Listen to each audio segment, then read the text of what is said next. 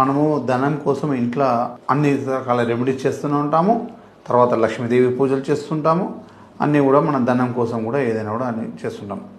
సరే, మహాలక్ష్మీదేవి ఇంట్లో స్థిరంగా మనకు ధనం వస్తూ ఉండాలంటే ఓ చక్కటి రెమెడీ చేయండి.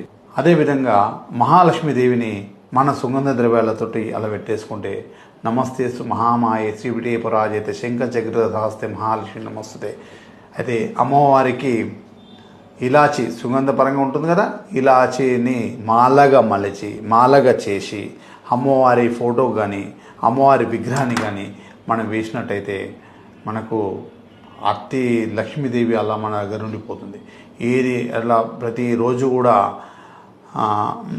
ఇలాచి మాల అమ్మవారికి వేసి ప్రతి బుధవారం రోజు సంధ్యా సమయంలో ఒక మంచి ముహూర్త సమయంలో అమ్మవారికి నెయ్యి దీపం వెలిగిస్తుంటే మన ఇంట్లో స్థిరంగా లక్ష్మి అలానే ఉండిపోతుంది.